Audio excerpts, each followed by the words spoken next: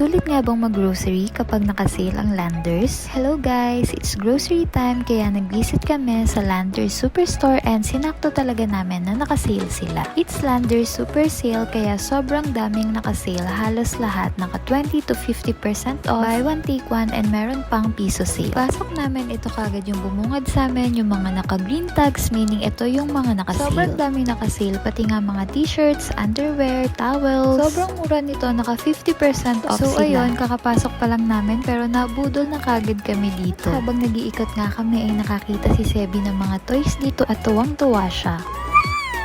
At ito na yung una naming nakita na nakapiso sale sa kanila, itong Fox Candy. Naman talagang mahilig kumain ng ganitong candy sa amin pero kinuha ko na lang din. And everyday nga pala, iba-iba yung nakapiso sale sa kanila at limited lang to 2 pieces per member ang pwedeng kunin. Ito pa yung isang nakita ko na nakapiso sale, itong Kraft na mac and cheese at kumuha na rin ako.